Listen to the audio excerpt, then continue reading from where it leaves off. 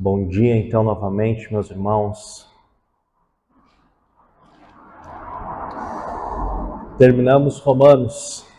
Foram oito meses e 1 ou 2 domingos que nós partilhamos da carta aos Romanos e certamente fomos edificados através da palavra do Senhor. Nós vamos iniciar, então, hoje oficialmente, uma série de mensagens no livro de Daniel, no Novo Testamento, no Antigo Testamento. Então, quero convidar você a abrir sua Bíblia em Daniel, capítulo 1. Não sei quanto tempo nós vamos durar aqui, mas oro para que o Senhor nos conduza, né? Mas hoje, em especial, nós vamos ler o verso 1 e o verso 2. Meus irmãos, antes de nós falarmos acerca de Daniel, eu aqui não vou trazer algumas informações históricas, né, como datas, como em que momento Daniel foi escrito, se foi pelo próprio Daniel, que foi pelo próprio Daniel, mas, enfim, não vou trazer esses contextos do livro em si, mas a minha intenção é justamente aplicar esse texto para a reflexão das nossas vidas. Vou certamente trazer o histórico e o momento atual da política e o momento espiritual, mas eu quero em si aplicar esse texto como objetivo de edificação de nós quanto igreja. Então quero ler Daniel, capítulo 1, o verso 1 e o verso 2, que diz assim: No ano 3º do reinado de Jeoaquim, rei de Judá, veio Nabucodonosor, rei da Babilônia.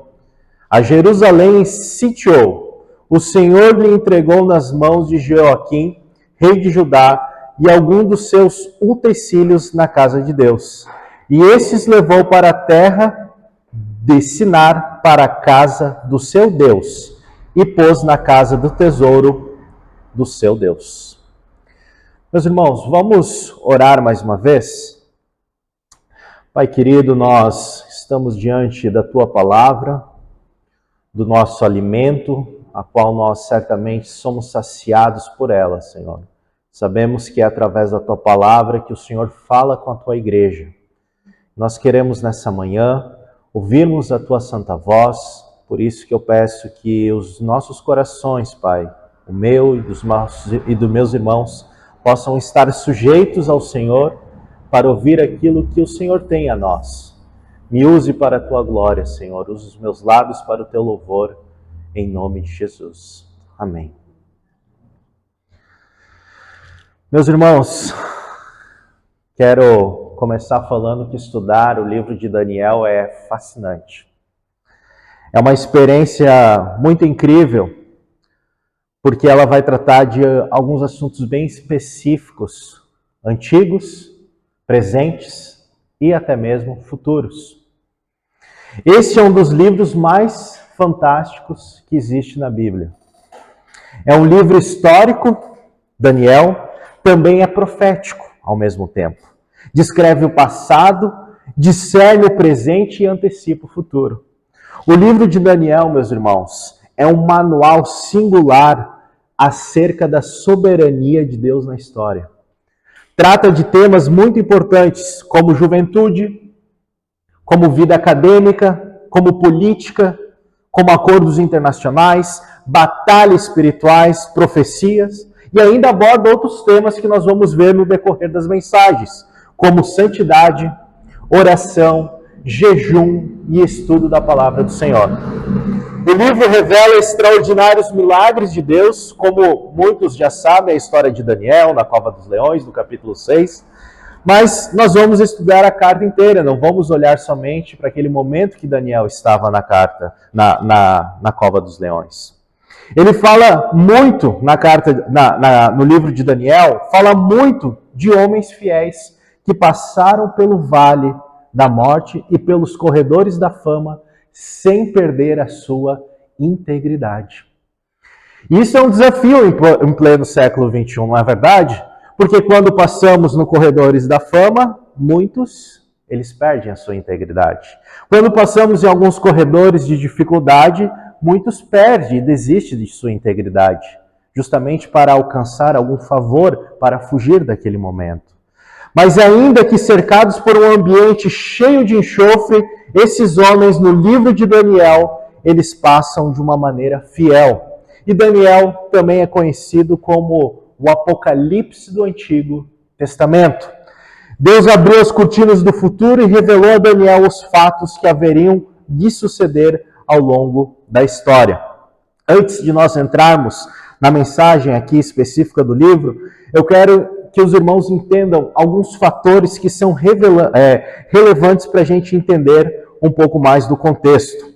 Eu quero fazer rapidamente uma retrospectiva histórica aqui do livro. Nós sabemos que Deus chamou Abraão e ele constituiu uma família. A família se tornou uma nação. Esta desceu ao Egito, onde permaneceu 400 anos. Deus tirou de Israel o cativeiro com a mão forte e poderosa, e 10 pragas vieram sobre o Egito, desbancando as divindades do maior império do mundo. Israel perambulou no deserto 40 anos sob a liderança de Moisés. Nós sabemos disso. Alguns não sabem, mas durante 7 anos conquistou a terra sob a liderança de Josué. Então surge a teocrácia no período de juízes, e esse tempo durou cerca de 300 anos, quando Israel oscilou entre o pecado, o juízo, o arrependimento e a restauração. Depois da teocracia veio a monarquia, 120 anos do Reino Unido, sob Saul, Davi e Salomão.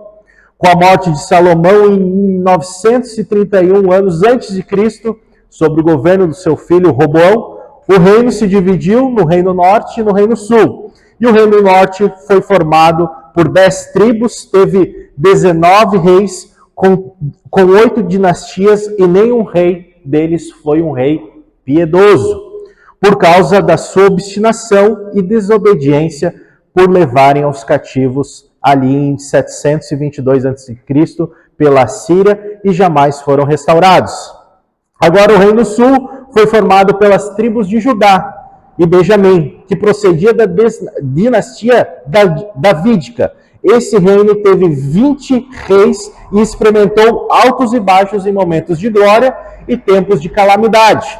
Reis piedosos estiveram no trono, mas também tiveram reis perversos nesse local. Esse reino alterou momentos de volta para Deus e momentos de rebeldia contra Deus, porque o povo abandonou a Deus e não quis mais ouvir a sua palavra. Nada de novo para nós. Deus enviou seu juízo sobre a nação, os caldeus vieram contra eles e Deus os entregou nas mãos de Nabucodonosor, rei da Babilônia. Então, fazendo uma retrospectiva histórica, eu quero ainda trazer a como estava a situação política de Judá aqui. Nos anos de 608 a 597 a.C., reinava em Jerusalém Jeoaquim, que havia sido empossado por Neco, faraó do Egito, como diz em 2 Reis 23:34. Naqueles dias, 2 nações lutavam pelo domínio da região, a Síria e o Egito.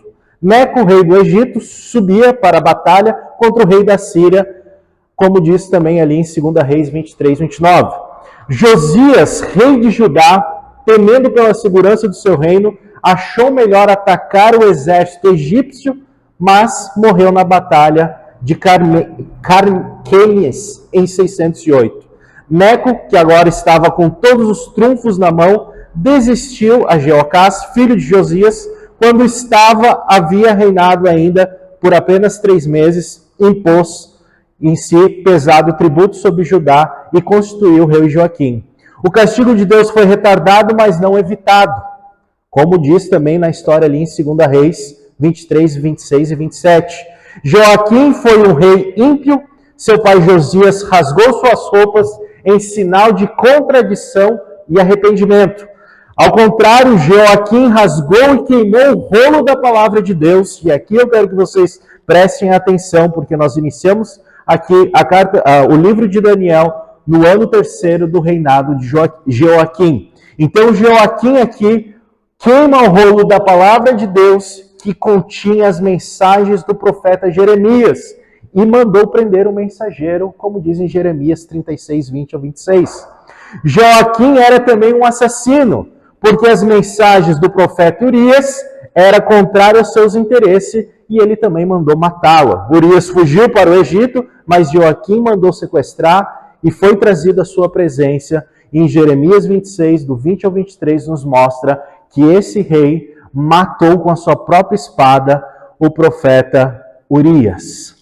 Então, mais ou menos isso é o cenário de Judá. Agora a gente vai entender rapidamente, para entrarmos no texto, o cenário político ao redor de Judá. No ano de 606 a.C., novos acontecimentos vieram modificar aquele cenário político-militar. Uma nova vitória de Nabucodonosor, rei da Babilônia, sobre o faraó Neco, consolidou a Babilônia como nova potência mundial em ascensão. O Egito e a Síria haviam disputado predomínio, mas a luta enfraquecerá a ambos. Assim, a Babilônia foi quem mais ganhou com essas brigas.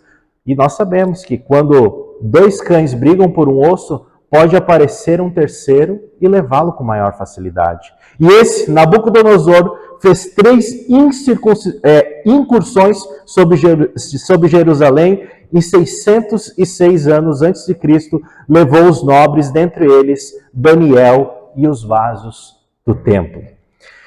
Meus irmãos, por que eu estou falando isso? Para que a gente se familiarize com o texto, para que vocês, aqueles que conhecem um pouco mais da história do Antigo Testamento, estejam um pouco mais por dentro do que nós vamos falar aqui. Para aqueles que não conhecem a história, até encorajo os irmãos a lerem um pouco mais sobre a realidade em que Daniel foi escrito.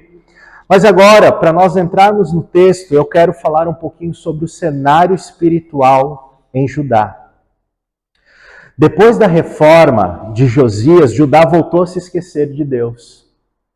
Os filhos de Josias não temiam a Deus como ele. Os reis foram homens ímpios.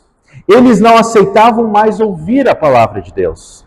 Alguns profetas e sacerdotes ali se corromperam. Os profetas de Deus foram presos e perseguidos e mortos. Em vez de haver um quebrantamento e arrependimento e uma volta para o Deus, o Rei dos Reis, os sacerdotes e o povo endureceram ainda mais, como diz ali em 2 Crônicas 36:13. Endureceu a cerviz e se obstinou no seu coração para não voltar ao Senhor, Deus de Israel.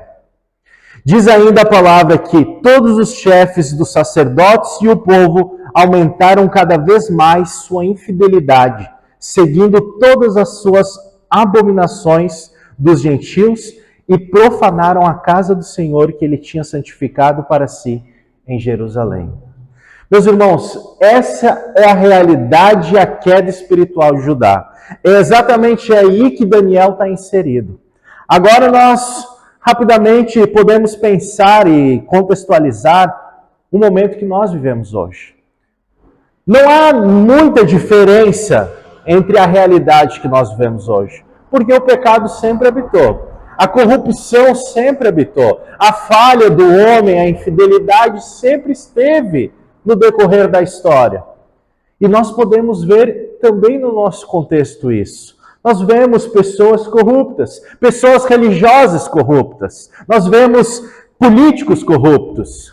Nós vemos várias coisas erradas diante da lei de Deus, diante daquilo que é correto para nós cristãos. Mas é interessante que, mesmo Deus querendo santificar o seu povo, eles iam de uma forma, como diz John MacArthur, de uma forma obstinada ao pecado, obstinada a fazer a sua vontade, obstinada a seguir o seu coração, obstinada a fazer e satisfazer o desejo da sua carne, ou seja, o pecado. O pior conselho que você dá para alguém, você cristão, é dizer assim: siga teu coração. Meu irmão, coração é terrivelmente enganoso, ele é pecaminoso. Você não pode dizer siga o teu coração, Porque o nosso coração nos afasta, os desejos, muitas das vezes, nosso coração carnal nos afasta do Senhor. Nós temos que seguir a vontade do Senhor. E exatamente o que aconteceu aqui, começaram a satisfazer as vontades, os seus desejos, e se afastaram de Deus. Mas nós sabemos que o nosso Deus, Ele também ama muito a justiça. Ele ama o que é correto. E aqui, Deus disciplina o seu povo quando este deixa de obedecer a sua palavra. Ou seja, meus irmãos, nós acabamos de ler, celebrar a ceia do Senhor, que Deus nos disciplina, não é verdade? Para não sermos condenados com o mundo. E muitas das vezes, em um contexto atual, as pessoas entendem que a disciplina é algo ruim. Fala para uma criança assim, você vai ser disciplinado quando chegar em casa. É terrível, né? Aquele trajeto de você até chegar em casa é um momento de tortura, não é verdade? Porque tu sabe que tu vai apanhar e vai doer. Mas muitas das vezes essa disciplina que os nossos pais em si nos deram para aqueles que tiveram o prazer de receber uma varinha foi uma bênção. Imaginou se nós não tivéssemos recebido tais disciplina, como seríamos o nosso caráter, até mesmo moral? Seríamos terrivelmente pior do que nós somos. Mas a verdade aqui, trazendo a luz das Escrituras, Deus disciplina o seu povo quando deixa de obedecer a palavra de Deus. E há consequências para isso. Há terríveis consequências para aqueles que deixam de obedecer a sua palavra. Os filhos do Senhor são disciplinados. Agora, os bastardos não são disciplinados. A disciplina é um ato de amor, ainda que ministrada com lágrimas. De fato, algumas verdades aqui eu quero destacar nesse início, meus irmãos. Mas lembrando que a maioria das vezes da disciplina é dada com lágrimas. Normalmente, você que é pai, quando você vai disciplinar o seu filho, você vai com alegria? Não vai! Você vai com tristeza porque ele errou, você vai com lágrimas, mas você sabe que precisa disciplinar porque você o ama e não quer ver ele no erro. É simples, mas a disciplina muitas das vezes vai com lágrimas. E justamente que o Senhor faz isso com o seu povo e com a sua amada igreja. Ele conduz, mas ele não conduz assim, eu vou disciplinar o povo. Não! Muitas das vezes é porque ele já falou o que era para ser feito, e muitas das vezes nós não fazemos aquilo que era para ser feito por causa do nosso coração, por causa dos nossos pecados. E aqui eu quero em si destacar algumas verdades. Nessa primeira parte, meus irmãos, nós precisamos entender uma coisa em nosso caráter, em nossa mente. A obediência traz bênçãos para a nossa vida, e a desobediência traz maldição. Não é porque você atingiu a maioridade que agora ser desobediente é maneiro. Andar de desacordo com a palavra de Deus é maneiro. Para você pode ser, mas tenha consciência que a desobediência lhe trará maldição. Os tempos de prosperidade e crescimento de Israel foram durante o reino dos homens que andaram segundo a vontade do Senhor. Sempre que um rei se desviava de Deus, o povo se corrompia e sofria de uma forma amargamente. Isso é nítido na história. Nós sabemos disso. No tempo do cativeiro, os reis, os sacerdotes e o povo estavam mergulhados em um profundo pecado de apostasia teológica e depravação moral. Ou seja, eles estavam mergulhados em impiedade e pecados de uma forma muito profunda, e o seu povo perecendo. Isso são consequências. E em segundo lugar, quando o povo de Deus é derrotado, a causa principal nunca é o poder do inimigo. Sabe por quê? Porque o inimigo não é maior que o nosso Deus. Satanás não é maior que Deus. Mas o próprio pecado. Judá não caiu, mas foi entregue. Nabucodonosor não prendeu o rei, Deus o entregou.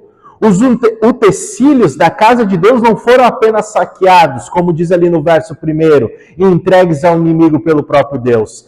A cidade conquistada, o templo saqueado, os tesouros transportados e os cativos a chorar, tudo isso foi obra de Deus destinada a cumprir os seus propósitos. Por quê? O povo desobedeceu, Deus em si trouxe a disciplina ao povo. Natural, é algo natural.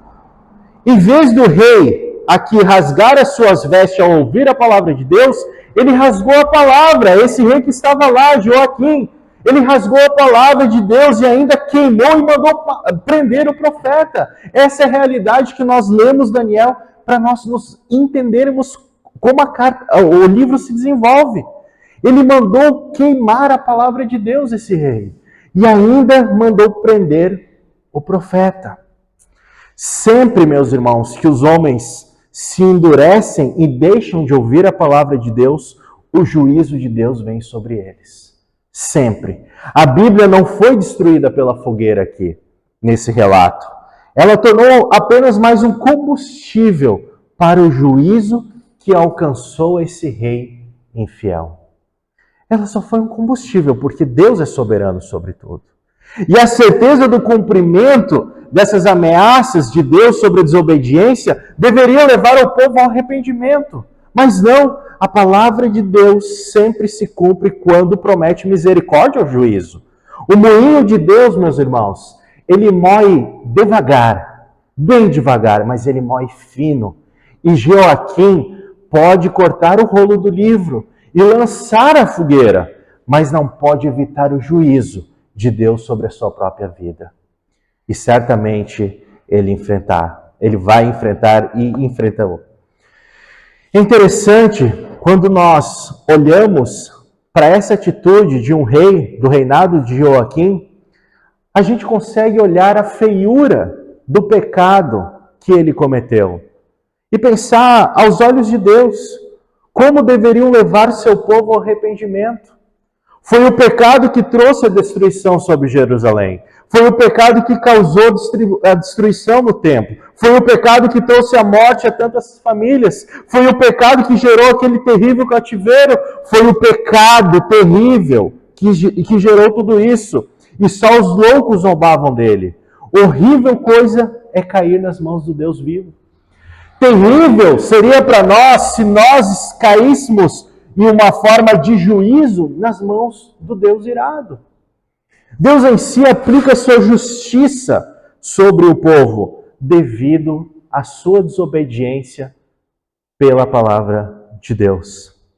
É interessante, meus irmãos, que Deus disciplina o seu povo quando ele substitui a obediência à sua palavra também quando esse povo tem uma fé mística. O que é uma fé mística? A gente observou aqui que Deus está disciplinando o seu povo pela desobediência. Não é verdade? Pela fraqueza, pelo pecado, pelas paixões da carne, pelo desvio de conduta. Nós estamos vendo que Deus em si disciplina o seu povo. Mas Deus também disciplina o seu povo quando tem uma fé mística. E o que é uma fé mística? É uma fé misturada. É uma fé completamente misturada. O povo de Judá, meus irmãos, deixou de confiar em Deus para confiar no templo. O povo estava seguindo e seguro de que não importava como vivesse, mas o templo em si o salvaria. Eles não aprenderam a lição na Arca da Aliança na guerra contra os filisteus. O povo de Israel, meus irmãos, trouxe a Arca da Aliança para o campo de batalha pensando que Deus lhe daria vitória, porque eles estavam com a arca. Mas não. Onde não há santidade, não há vitória. Onde há desobediência, sobrevém o juízo de Deus. E não bênção de Deus. Nós sabemos disso, meus irmãos, não é verdade? Se eu sou desobediente a Deus, não amo a Deus, não obedeço a sua palavra, não sou um praticante cristão, Deus vai nos abençoar. Imagina aqui no sentido figurativo, usar outro exemplo. Você é pai, você é mãe, você tem 2 filhos, um deles é obediente, um deles te dá orgulho, um deles você se alegra por seu comportamento, por sua fidelidade. Do outro lado, você tem um filho que ele não te honra, que ele te desagrada, que ele mente, que ele te rouba, que ele te destrói. E você recebe uma herança. $1 milhão na conta. E você em si pensa em dividi-lo com os filhos. E você, por uma razão de ética e moral, você entende que deve se repartir ao meio. $500 mil para cada filho. Queria ser filho desse pai, né? Mas do lado obediente. Mas pensando, meus irmãos, no sentido figurativo de um pai dar para um filho, qual é a alegria que o pai vai dar para o filho desobediente?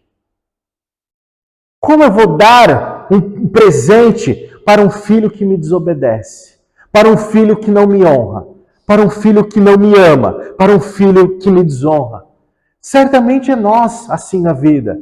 Deus, sem dúvida nenhuma, nos amou quando nós estávamos em trevas e em pecados.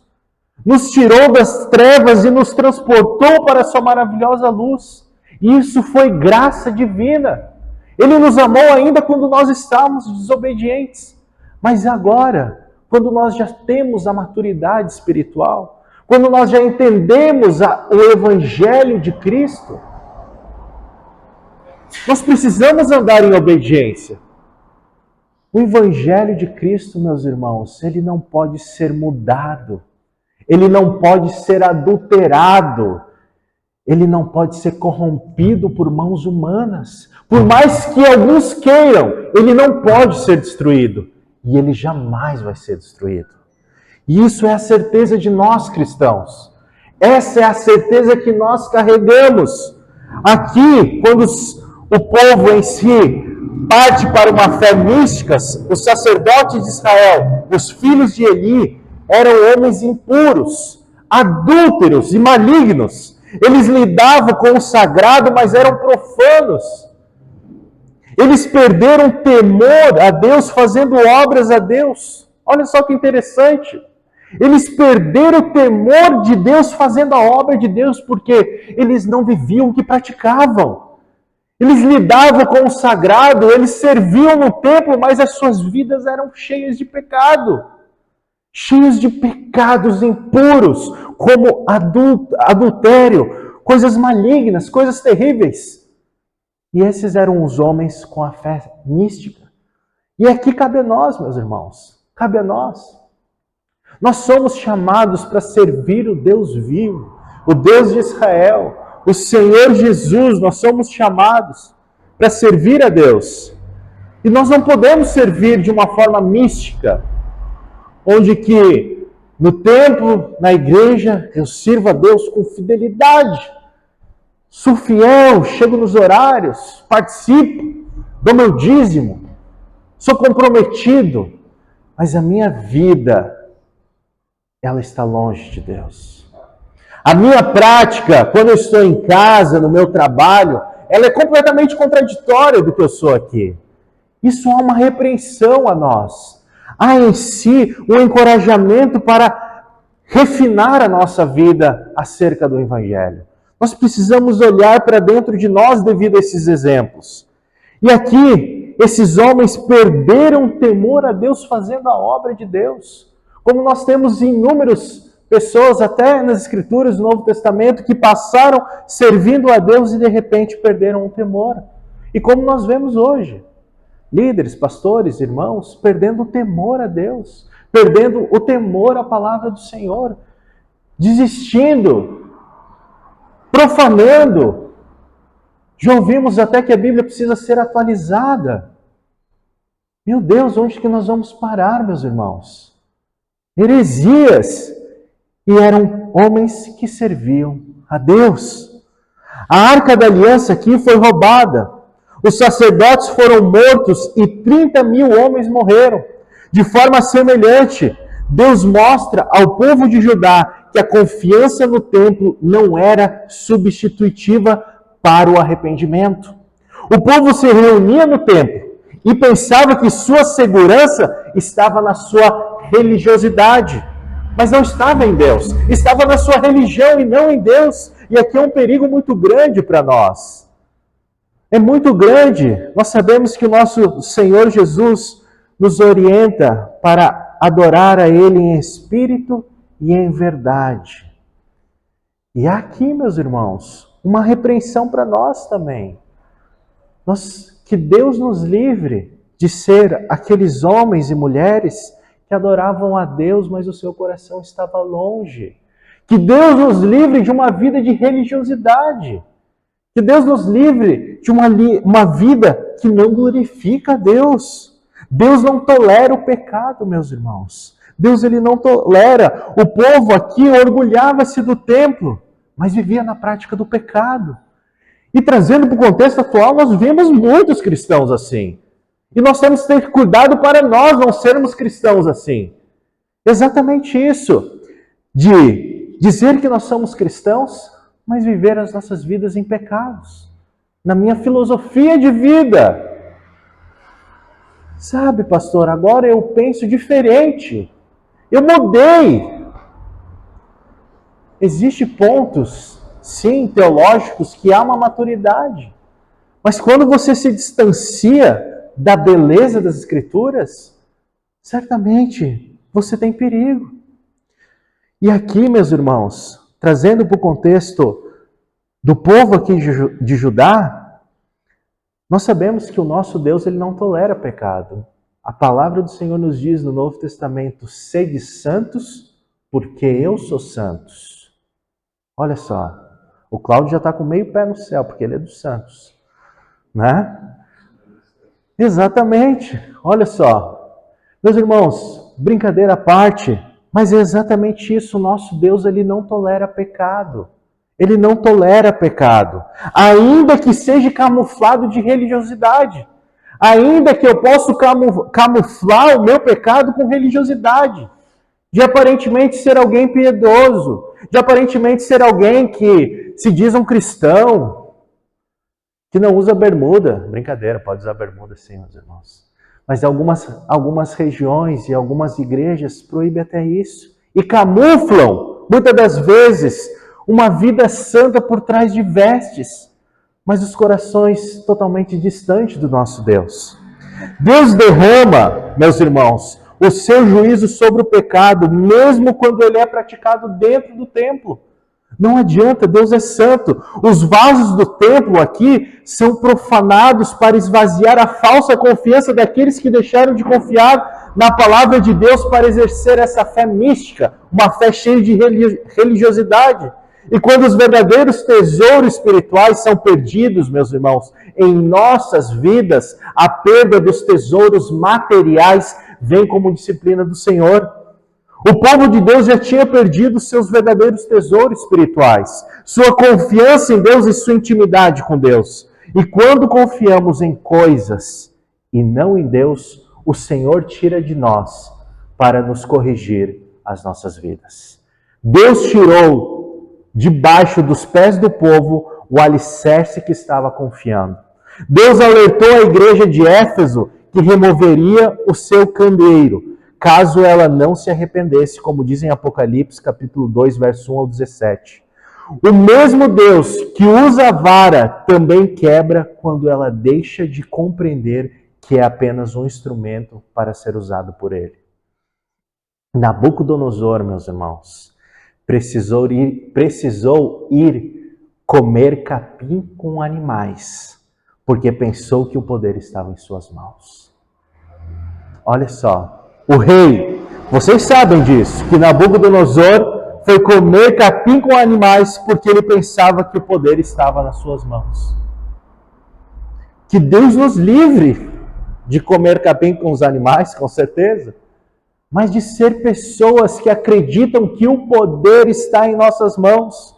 Mesmo quando o inimigo estava sendo uma vara da ira de Deus para castigar o seu povo, é Deus que está no controle. É Deus que controla todas as coisas. Deus reina, quer que seu templo exista, quer não. O templo foi destruído, mas continua no trono. Os tronos da terra se abalam, mas o trono de Deus permanece para sempre. O profeta Daniel é enfático quando ele diz aqui no verso 2, o Senhor lhe entregou nas mãos a Joaquim, rei de Judá. Meus irmãos, Deus está no controle da história. Até os ímpios estão a serviço dos propósitos de Deus. O Senhor é soberano. Ele controla todas as coisas e até mesmo o mal. Como diz Lutero, até o diabo é o diabo de Deus. Ele usa uma figura muito interessante, diz que o Satanás está em uma corrente e Deus está segurando, como um cachorro, e Deus está segurando, e Deus permite ele ir até onde ele quer. Até o mal é permitido pelo Senhor. Muitos crentes enfraqueceram esses tempos atrás por causa da pandemia e falavam, nossa, porque Deus é tão bom e deixa coisas terríveis acontecer, como uma pandemia mundial. Meus irmãos, a pandemia serviu para a edificação da igreja, para peneirar o povo, para peneirar aqueles que estavam firmados em Cristo Jesus. E justamente isso, nós temos que entender que Deus, ele é soberano. E nós já vimos aqui que a cidade conquistada, o templo foi saqueado, os tesouros transportados, os cativos a chorar, tudo isso foi obra de Deus, destinada a cumprir os seus soberanos propósitos. Nabucodonosor, meus irmãos, era apenas uma vara na mão de Deus, vivo para castigar aquele povo desobediente. Em Jeremias 25:9, Deus chama de meu servo Nabucodonosor. Prestava serviço a Deus sem ter consciência disso. Ele era o senhor de quase toda a terra, mas servo de Deus. Foi colocado sobre os homens, mas estava debaixo da poderosa mão daquele que dirige o universo, segundo seus planos e seus propósitos. E nós sabemos disso. Nós sabemos, as Escrituras nos dizem, até mesmo olhando para a questão política, que nós temos os governantes que o povo merece. Nós sabemos disso, porque Deus é soberano. Deus, ele tem um plano muito maior sobre nós. E nós muitas das vezes ficamos presos em ideias terrenas. Quando o povo de Deus, meus irmãos, deixa de confiar em Deus para confiar no braço da carne, sua derrota se torna inevitável. Para fugir do domínio egípcio, Judá, em vez de buscar o Senhor, eles foram fazer uma aliança com a Babilônia. E a Babilônia o dominou e saqueou, trazendo um grande prejuízo. E nós sabemos também, outro exemplo para nós, quando deixamos de confiar no Senhor para fazer alianças perigosas com povos perigosos, com concessões suspeitas, entramos em uma rota de colisão e caímos no abismo. Meus irmãos, nenhum inimigo pode ser mais perigoso para nós que os amigos que tomam o lugar de Deus em nossas vidas. Observem novamente, nenhum inimigo pode ser mais perigoso para nós que os amigos que tomam o lugar de Deus em nossas vidas. E é exatamente isso que aconteceu com Judá. Mas ainda, nós olhamos algumas disciplinas do Senhor para o seu povo, e ele mostra que ele está no controle sobre todas as coisas. Daniel nos ensina algumas lições aqui para nós começar a caminhar para o final. Meus irmãos, nós precisamos entender que é Deus que está comandando o invasor e disciplinando o invadido. É Deus que levanta reis e depõe reis. Levanta reinos e abate reinos. É o Senhor de toda a terra que levanta uns e abate outros. O coração do rei está nas mãos do Senhor. Foi Deus que entregou o rei Joaquim aos vasos do templo e não na mão de Nabucodonosor. Os ímpios são apenas a vara da ira de Deus. Eles, porém, não sabem disso, como diz Isaías 10, 5 até o 7. Aqueles que nada conhecem de Deus podem se transformar em instrumentos inconscientes da vontade divina. A soberania de Deus não inclui apenas atos de misericórdia, mas também de juízo, como diz em Isaías capítulo 45, verso 7. Nós sabemos que vivemos em um tempo de graça e de misericórdia, mas também há tempo de juízo. Em segundo lugar, Deus permite que aquilo em que seu povo confiava seja profano, para que eles aprendam a depender do Senhor e não de uma fé mística. Eles estavam confiando no templo, naqueles objetos sagrados dentro do templo. Deus, portanto, permite que esses objetos sejam profanados, saqueados e levados para um templo pagão, antes de Deus construir no coração deles uma fé verdadeira. Ou seja, Deus vai lá, e faz a limpeza no templo, para aí sim produzir uma fé verdadeira. Porque senão a fé fica mística, fica misturada. E Deus não quer isso. Deus quer uma fé santa, uma fé pura, somente nele. Deus destrói, muitas das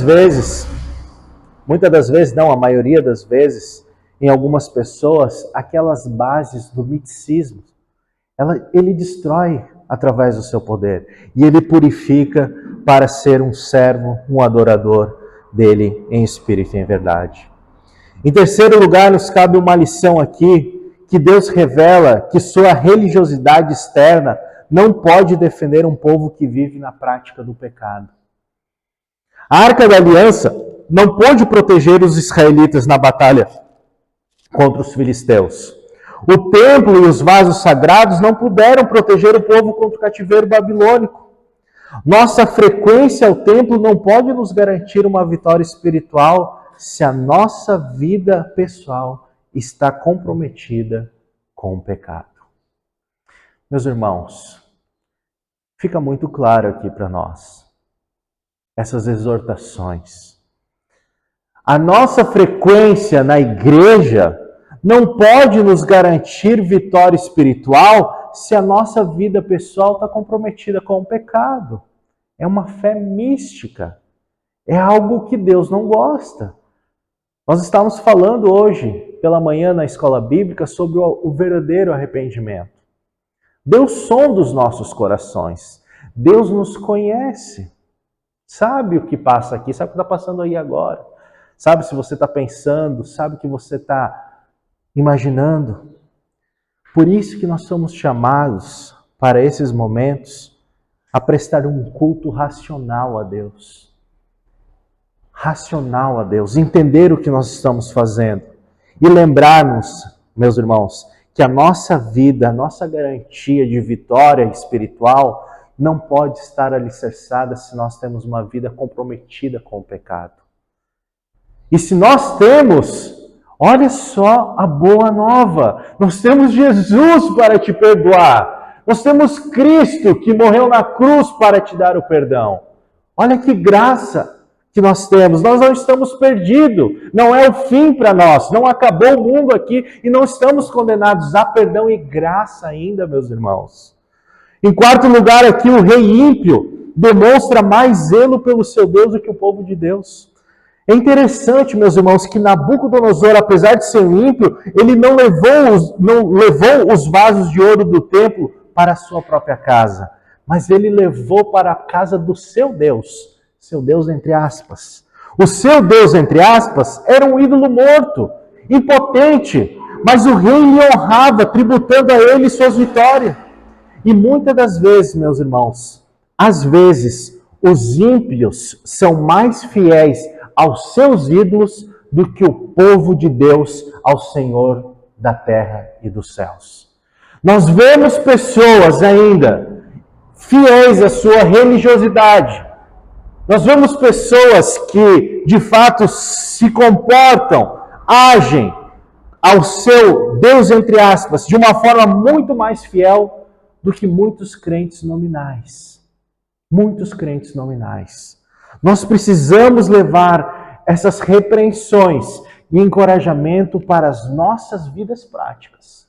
Nós precisamos nos lembrar que nós não podemos ser pessoas que adoram a Deus e o coração distante. Nós precisamos lembrar que eu preciso servir a Deus com fidelidade, com todo o meu coração, com toda a minha força, com todo o meu espírito. É exatamente isso que nós temos que fazer. E eu quero caminhar para o final. À luz desse texto exposto aqui, Daniel ainda nos ensina algumas lições oportunas e práticas. E eu quero dizer aqui a primeira. A primeira é que o cálice da ira de Deus um dia vai transbordar. A paciência de Deus tem limites. O mesmo Deus que Ele adverte, Ele aconselha, Ele exorta, Ele chama, é o mesmo que usa a vara da sua ira para disciplinar. Quem não ouve a sua voz, a sua suave e doce voz, terá que aguentar o rugido do leão. E aí nós sabemos se nós estamos agindo conforme a sua palavra. Nós precisamos estar sujeitos à palavra do Senhor. Quem não ouve a sua voz, vai ter que ouvir o seu rugido de leão, a sua justiça. E nós sabemos que isso vai acontecer. A segunda lição é que o pecado não compensa, meus irmãos. Nós sabemos disso. Pastor, eu sei que o pecado não compensa. Tá bom. Como é que está a sua vida, meu irmão? Como é que está a sua vida lá no trabalho? Como é que está a sua vida quando você fica sozinho, meu irmão? Você tem conseguido adorar a Deus? Você tem conseguido ler e buscar santidade no Senhor? Aqueles que vivem na prática do pecado, um dia serão apanhados e ninguém pode escapar. Louco, repito aqui com todas as palavras, louco é aquele que zomba do pecado e se diz cristão. A terceira lição é que uma religião apenas de rótulo não pode nos ajudar no dia da calamidade. O povo de Deus confiava no templo, mas não confiavam em Deus. Eles eram religiosos, mas não levavam a sério a palavra de Deus. E por isso foram levados como cativos. A quarta e penúltima lição, meus irmãos, é que o amor de Deus é visto até mesmo na sua disciplina. Deus ama tanto o seu povo que usa o chicote para lhe trazer arrependimento. O povo só conseguiu libertar-se da idolatria do cativeiro babilônico. Judá depois voltou de 70 anos completamente livre da idolatria. Mas para isso houve o quê? Disciplina e arrependimento. Eu não estou falando que Deus vai vir aqui na nossa igreja com um chicote e pau. Não, meus irmãos. Não. A palavra de Deus aqui exposta nos exorta quanto ao nosso pecado e à nossa vida prática. A própria palavra nos confronta e nos mostra como nós devemos andar. E a última lição, meus irmãos, é que Deus é soberano e o seu trono dali ele dirige. Até mesmo as nações ímpias, para aqueles que cumpram seus propósitos supremos. É Deus que traz os caldeus, é Deus que entrega o rei Jeoaquim e os vasos do templo, mas é a providência e a mão de Deus que está por trás de todo o castigo do povo. Então, meu amigo, não se desespere por muitas das vezes ver políticos corruptos, pastores corruptos, religiosos corruptos, irmãos corruptos. Não se desespere. Isso faz parte da história há muito tempo atrás. A corrupção, o pecado já existiu lá no Éden. Nós sabemos disso, mas cabe a nós guardar a palavra do Senhor para não pecar contra Ele. Cabe nós guardar a verdade, a lei, para não pecar contra o nosso Deus que é santo. Que Deus nos ajude, meus irmãos, quanto à nossa vida prática de cristão. Nós sabemos que podemos viver em um país, em uma nação, em que as coisas não vão bem. Podemos viver. Como nós temos irmãos sendo perseguidos em outros países e mortos por causa do Evangelho. Nós vivemos ainda tempos de bonanças pela liberdade cristã. Se Deus permitir em si em nós uma perseguição à sua amada igreja, como é que nós estaríamos? Meus irmãos, nós precisamos viver o Evangelho de Cristo. E eu quero terminar com duas aplicações. Pensando nós, quanto cristãos. Eu quero que você pense realmente sobre a sua vida. Como você, meu irmão, como eu, tenho me comportado diante desse Deus? Como eu tenho vivido a minha vida diante desse Deus? Será que eu tenho ainda confiado na minha força, no meu intelecto, na minha razão, ou até mesmo na minha religiosidade? Você de fato se comporta como um cristão fiel ao Senhor quando você está lá no seu trabalho? Será que o pessoal da escola, da tua faculdade, do seu trabalho sabe que você é um cristão? Ou será que eles não veem você como um cristão?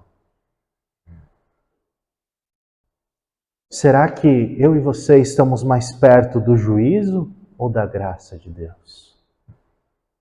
Avalie sua vida, meu irmão.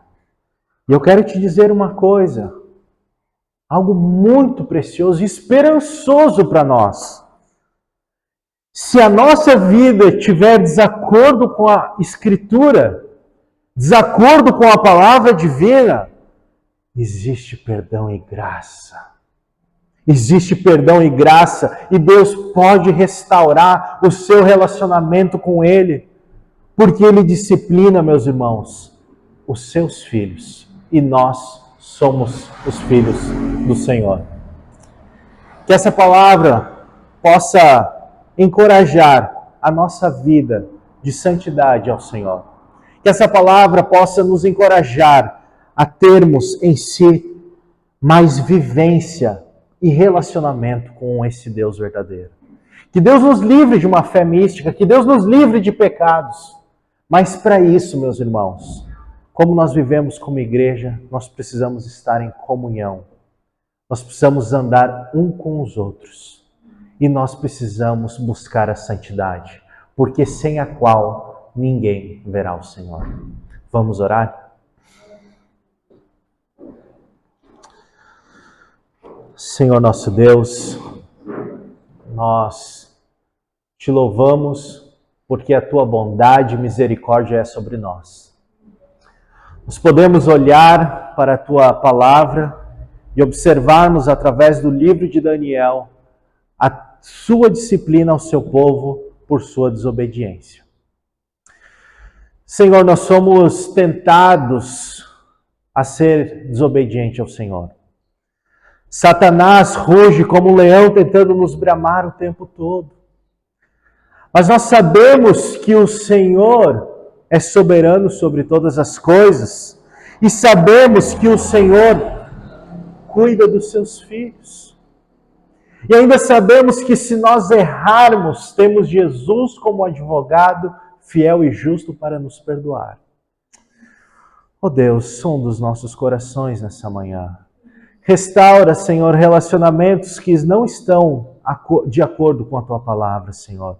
Fale ao coração dos meus irmãos e que eles possam, Senhor, através da Tua palavra, Senhor, serem encorajados a ter uma vida cada vez mais íntima com o Senhor. Perdoa as nossas falhas, Senhor. Perdoa se alguma das vezes confiamos em nossa religiosidade. Perdoa se muitas das vezes confiamos, Senhor, em nossa própria justiça. Perdoa, Senhor, se muitas das vezes caímos em pecados. Mas restaura, Senhor, cada vez mais o teu povo, a tua igreja, para estar diante do Senhor, alvo mais que a neve. Uma noiva pura, perfeita, sem ruga, sem algo semelhante, Senhor. Nos torna cada vez mais imagem semelhante de Cristo Jesus, através do teu Espírito Santo que habita em nós, Senhor. Tenha misericórdia de nós, Pai. Obrigado, Senhor, porque a Tua palavra nos encoraja a viver mais perto do Senhor. Não por medo, mas sim por temor. Não, Senhor, com medo do inferno, mas porque o Senhor é santo e o Senhor merece toda, Senhor, honra, glória, Senhor. Permita-nos, Senhor, cada vez mais chegar diante de Ti, Senhor, com as mãos limpas, Pai, e coração puro, Pai. Nos livra, Senhor, de pecado. Guarda, Senhor, a Tua igreja aqui em Navegantes. Guarda, Senhor, a nossa congregação, para sermos de fato sal e luz, Senhor, nessa cidade. Para que nós possamos construir um farol sólido do Teu verdadeiro Evangelho de Cristo Jesus, Pai. Nos conduz, Pai, para a Tua santa e boa vontade, pois sabemos que o Senhor dos altos está cuidando de nós e cuidará de nós até o dia de Cristo. Obrigado, Senhor, por Tua graça bendita sobre nós. Continue nos guardando, nos protegendo e nos livrando para até o dia, Senhor, de ouvir o Senhor nos chamar. E ouvir do Senhor, servo bom e fiel, seja bem-vindo. E nós queremos, Senhor, confiar nisso, porque o Senhor tem derramado a tua graça e se revelado a nós, Pai. Obrigado por tua bondade. Em nome de Jesus Cristo. Amém e amém. Amém, meus irmãos. Eu quero, antes de encerrar, somente dar os avisos. Na semana que vem, nós temos a escola bíblica às 9 horas, o culto, a celebração às 10 horas, reunião de mulheres na terça-feira, foi avisado ali no grupo, mas vai ser na casa da irmã Mari.